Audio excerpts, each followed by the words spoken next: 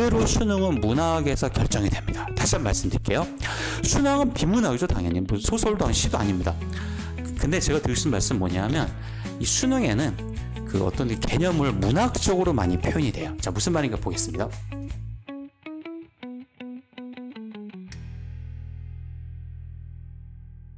네, 안녕하세요. KNS 학원 김지상 원장입니다. 네, 반갑습니다. 자, 우선 제가 이렇게 좀 했습니다. 수능 영어 해답을 IB에서 찾다 이렇게 했는데, 수능이 되게 어렵다 그랬죠. 실제로 작년도 수능이 1등급이 이제 3%가 나왔습니다. 예. 그래서 저희 KNS 어학원에서 정의하는 수능과 IB는 이제 유사한데 주로 인문학이라는 관점이 좀 유사하다고 말씀을 좀 드릴 수가 있습니다. 우리나라 현재 이제 IB 학교를 다니는 학생이 이제 정리를 한 거예요. IB가 무엇인가. 본인이 IB를 학습해 보니 지식이 풍부하고 탐구하고 열린 마음을 꼭 배려하고 도전하고 또 소통하고 이런 식으로 했습니다.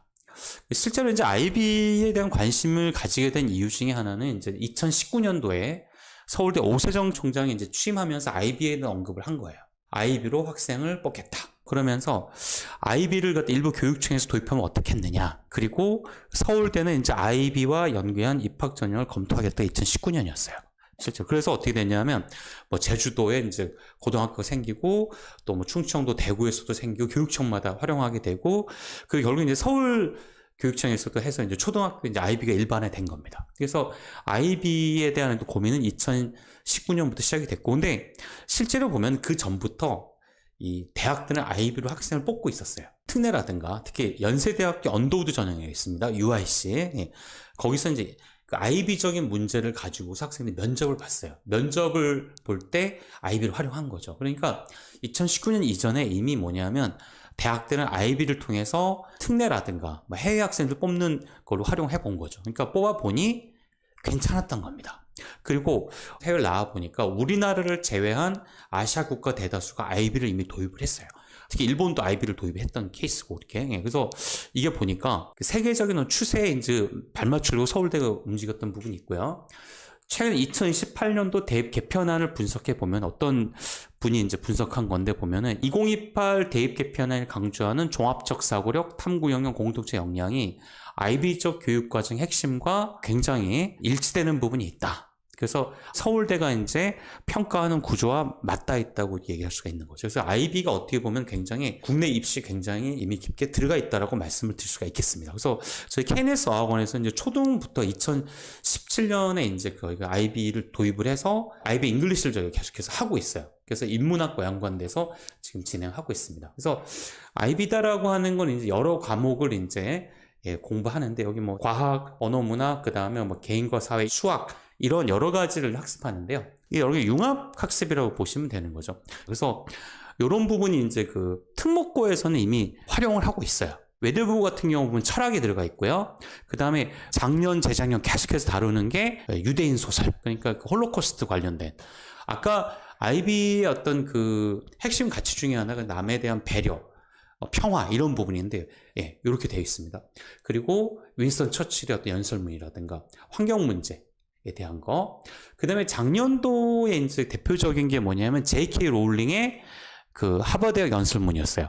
하버드대학 연설문 핵심에 나오는 게 뭐냐면은 우리는 악에 대한 어떤 방조 자체도 일종의 죄악이다라고 합니다. 타인에 대한 공감하지 않는다면 그거는 악을 방조하는 것이다. 이런 내용인데 그대로 일단 시험 문제 출제가 된 겁니다. 그래서 우리가 무관심함으로써 우리는 악과 연관된다. 이렇게. 그래서 이런 IB적인 내용들이 특목고에는 많이 나오고 있어요. 특히 하나고라든가 외대부 같은 대한민국 최고의 어떤 고등학교에서 이런 게 활용을 하고 있다라고 보시면 되겠습니다. 따라서 특목고를 준비한 학생들이라면 당연히 이제 IB 쪽을 준비하는 게 맞고, 서울대가 아니더라도 의대를 준비한다든가 사회공헌 학생들 같은 경우도 IB를 준비하는 건 필수다라고 말씀을 좀 드릴 수가 있겠습니다. 자, 우선 이제 그런 커다란 개념 말씀드렸고요. 그럼 IB와 수능은 어떻게 연관되냐는 부분인데, 저희 학원에서 사용되는 IB 교재를 잠깐 좀 앞에 보여드리겠습니다. 문화에 대한 얘기를 할 때 보면 What is culture라는 부분이 나오고요. 그 다음에 그럼 어떻게 문화가 표현될 수 있냐에 대한 연구를 떠서 원어민 선생님 같이 합니다. 이거는 원어민 선생님 파트입니다. 그 다음에 문화를 어떻게 아이스버그에 이렇게 연관시킬 수 있지 않겠느냐.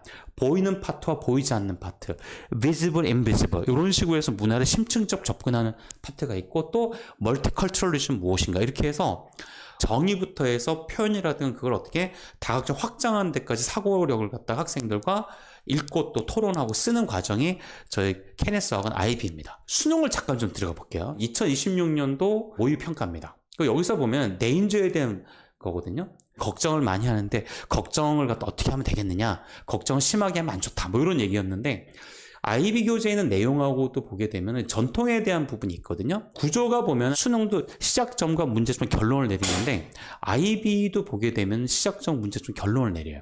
즉 무슨 말씀이냐면, 정리를 해보면은 수능에서도 보면은 위험에 이제 반응하도록 진화되어 있다. 근데 지나치게만 걱정하는 거는 도움을 되지 않는다.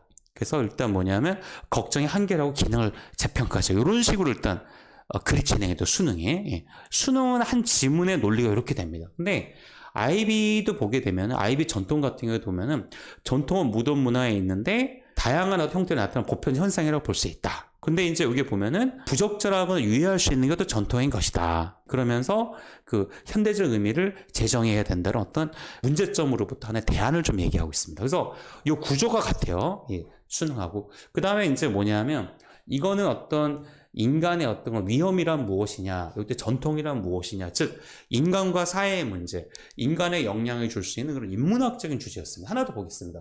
셀피의 질문입니다. 셀피란 무엇이고 어떤 메커니즘이 어떻게 본질이고 이게 어떻게 오늘날 변화되어 있느냐, 이런 식의 이제 흐름인데, IBA도 보면은 컬처가 어떻게 표현될 수 있느냐 이런 것도 정의와 메커니즘과 본질과 확장 이런 식으로 구성이 되어 있어요. 그래 구조가 뭔가를 갖다 정의를 탐색해 들어가는 겁니다. 그래서 아까 본 수능 같은 경우는 우리가 셀카 찍는 거, 촬영 행동은 뭐 겉으로 볼 때 이렇게 했지만 사실 찍는다는 거는 자아인식과 타인의 시선의 접점이라는 의미가 있고 정체성의 수행이란 두 가지 형태에 나뉠 수 있다고 얘기해요.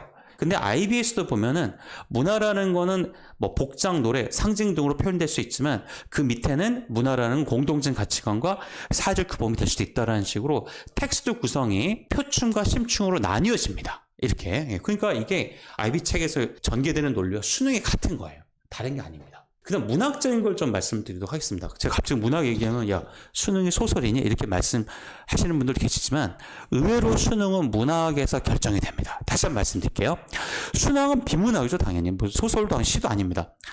근데 제가 드릴 수 있는 말씀 뭐냐면 이 수능에는 그 어떤 개념을 문학적으로 많이 표현이 돼요. 자, 무슨 말인가 보겠습니다. 2025년도 수능에 보면 Hunting the shadow, not the substance 이런 말이 있고요. 여기 보면 아까 셀피라는 게 있죠. 셀피라는 거는 우리 자신의 일상적인 삶의 드라마를 묘사하는 표현, 이 자체가 문학적 표현인 거죠. 또 그레이 캐치빈 같은 데 보면 그린라이트는 무슨 의미냐, 그 다음에 셀프 인벤션, 셀프 에스 퍼포먼스 이런 문학적 표현이 나오는데 작품에 나오는 표현과 수능에 나온 표현이 비슷합니다. 즉 욕망을 표현한다든가 표면과 본질을 표현한다든가 정책성 퍼포먼스를 표현한다든가 이런 어떤 문학적 상징들이 수능에 많이 나오고 있어요. 그리고 이제 사회나 행동 이런 부분들은 마찬가지인데 여기 보면 inhabit text 이게 2025년 문제였죠.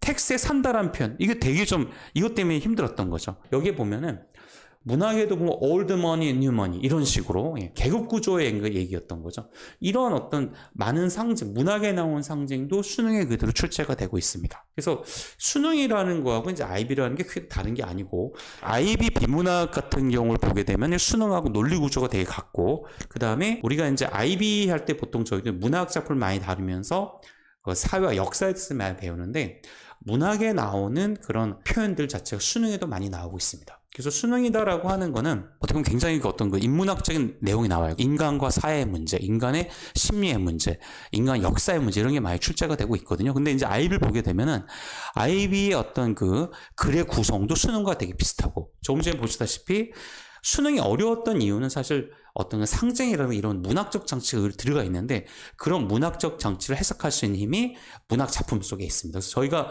저 학원에서 이제 활용하는 어떤 IB는 대체적으로 문학 비문학이 같이 들어가 있는데 이런 수능이다라는 부분을 무난하게 마스터할 수 있다 이렇게 말씀드릴 수 있겠고 아까 서두에 말씀드린 어떤 외대보고나 하나고 좀 어려운 그런 특목고 내신까지도 어떻게 보면 좀 쉽게 좀 마스터할 수 있다 이렇게 말씀드릴 수가 있겠습니다. 그러니까 어떻게 보면 IB는 뭐 전 세계적인 흐름이고 그게 그게 이미 서울대에서도 언급이 됐고 이 수능 영어라는 것도 이 IB로부터 자유롭지 못하다고 이렇게 말씀을 드릴 수가 있겠습니다. 그래서 제가 간략하게 말씀을 드렸는데 그래서 수능 영어의 본질은 IB식 사고력 측정, 융합적 읽기, 비판적 읽기, 개념 기반 학습 이렇게 좀 말씀을 드릴 수가 있겠습니다. 그래서 아까 보시다시피 IB식으로 해서 정의를 내리고 특히 통념에 대한 반박 그리고 그걸 어떻게 재구성할 수 있고 대안을 찾을 수 있고 이런 사고 방식이 수능에도 그대로 적용이 된다고 보시면 되는 거죠. 그래서 IB 학습을 한다는 거는 어떻게 보면 수능 심화적인 학습이라고 말씀드릴 수가 있겠고 그 IB 심화를 한다면 수능이라는 부분이 조금 더 편해지고 나아가서 아까 말씀드린 대로 특목고 내신까지도